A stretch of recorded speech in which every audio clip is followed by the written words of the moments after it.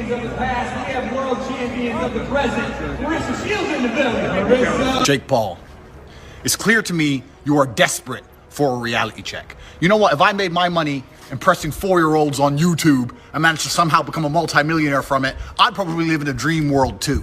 But let me explain something to you about combat sports. There are a whole bunch of men out here who will never be as famous as you, will never make the money you've made, who would kick the living fuck out of you. No, he's fighting a 57-year-old champ now. What's 58. 58. Don't want to take a year away from you, Mike. He's fighting a guy that's almost 60 years old. And you know what I mean? I mean, that says it all. That says it all. There's nothing else that needs to be said. That's his shtick. That's his thing. He fights guys that are old, usually undersized guys, older, undersized guys.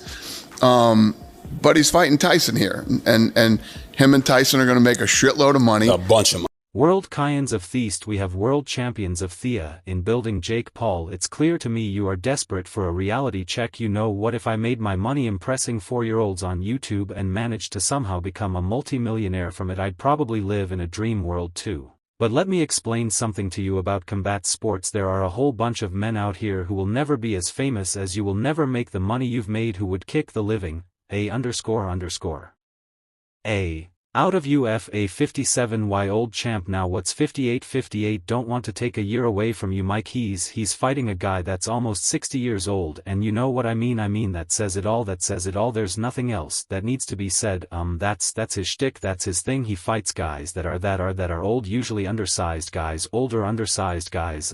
But he's fighting Tyson here, and him and Tyson are going to make a shitload of money, a bunch of money. Andrew Tate has just leaked the bizarre fight contract details with Jake Paul, the YouTuber turned boxer. The two have been exchanging insults online for months, and while everyone knew something was coming, no one expected this to get as serious as it has. Internet, if you want to fight and you want to send a contract, send one to me. I will take a few weeks break from living my retired life to kick the living. Out of a goofy entitled a.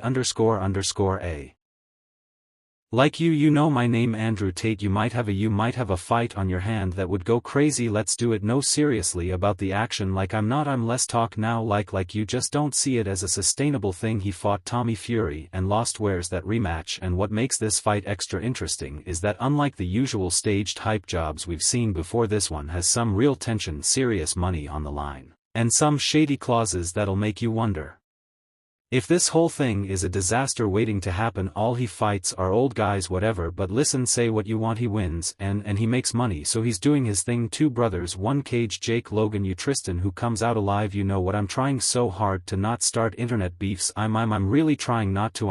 You could say Jake and Logan, man, don't worry about it. No, I can't lie, I'm going through life. I'm trying to live peaceful now. Andrew Tate, the self-proclaimed top G and former kickboxer, has had beef with Jake Paul for what feels like forever. Jake Paul has been on a mission to prove that he's not just a guy who's good at fighting because of money and hype. So what better way to really show the world his boxing chops than by facing off against someone like Andrew Tate, who loves to claim he's unbeatable. The fight is set to happen in Romania, but let's be honest, it's not about the location. It's about the tension. These two can't stand each other, and trust me, that's going to make for one hell of a fight. Me versus Andrew Tate, wow. But here we are, so we could talk about that. Side note announcement, and please go watch the episode. Hold on a second, what you mean you versus Andrew Tate? Cause I know I'm not saying a fight, I'm saying like our back and forth. He talks a. About me like says he wants to beat my ass or can beat my ass and all this stuff. I think there's a better fight to make. Now let's talk about the real star of the show, the contract. Andrew Tate has decided to go all in on transparency by releasing the details of the fight contract, and let me tell you, it's a wild ride. The stakes are insane, the penalties are downright hilarious in that cringy kind of way, and the clauses are something you'd expect to see in a mix of WWE drama and Shark Tank business deals. Honestly, this is where the fun really kicks off. First of all, let's get this out of the way. We all know why people are watching this fight: money, big money.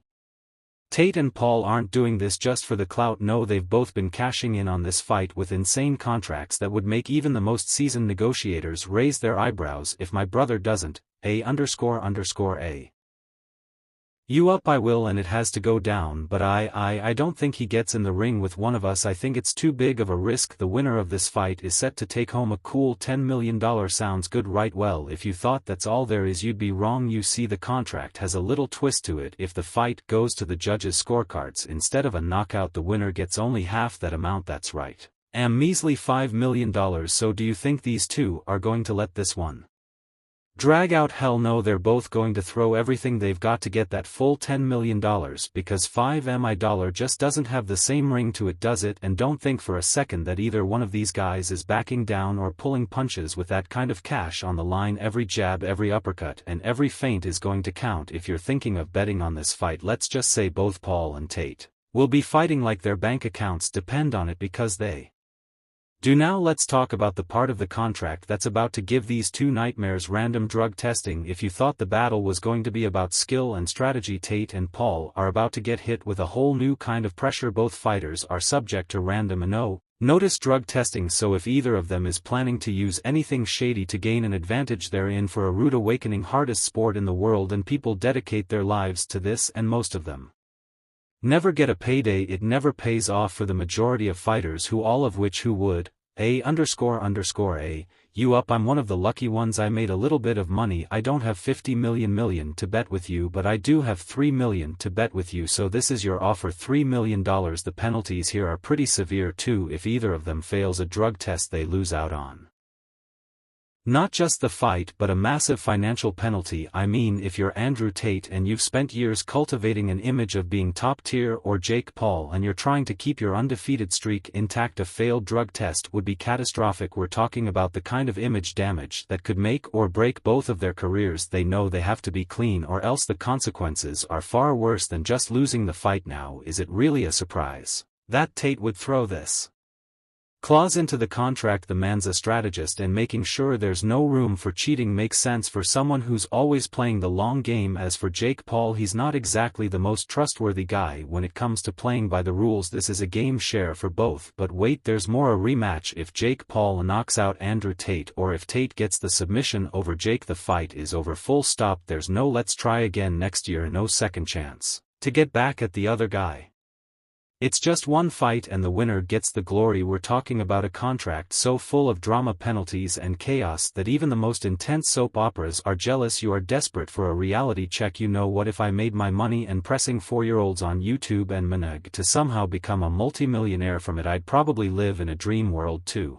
But let me explain something to you about combat sports. There are a whole bunch of men out here who will never be as famous as you, will never make the money you've made, who would kick the living A__A out of you. This is the hardest sport in the world, and people dedicate their lives to this, and most of them never get a payday. It never pays off for the majority of fighters, who would A__A you up. This could really make things interesting. Think about it. No rematch means the loser has nowhere to go. They can't claim they were off their game or unlucky. There's no chance to redeem themselves and try to prove they're better than they appeared in the ring, and that, my friend, is some serious pressure. Imagine being Jake Paul, constantly dealing with the "he's just a YouTuber" label, and knowing that if you lose, that's it, your undefeated record is shattered and you have no second chance. On the flip side, imagine Tate, the self-proclaimed top G, getting knocked out by a YouTuber turned boxer. The internet would have a field day. I think you're focused on boxing boxers, people that are in the space that you reside. Jake, I know he's been talking A__A about you, bro. Yeah, but with your blessing, can I beat the A__A out of Andrew A__A? Tate 100%. Let's move on to another juicy part of the contract, the weight clause. Both fighters are required to make weight for the fight, and if either of them fails to do so, they will lose 30% of their paycheck. This isn't just some wine drama you see at the beginning of most boxing events. This is real serious money on the line. Fail to make weight, that's a huge chunk of your payday gone just like that. For both of these guys, who thrive on their image and brand, a public failure like this could be devastating. It's not just about looking good in front of the cameras. Missing weight means showing up unprepared, and in the world of boxing, that's a big deal. If you can't even get your body into the right shape for a fight, how can anyone trust that you're ready to step into the ring and win? For Tate, who prides himself on his discipline, and Jake, who's worked hard to prove himself as a legit boxer, a failure to make weight would do serious damage To their credibility he does tend to keep those down.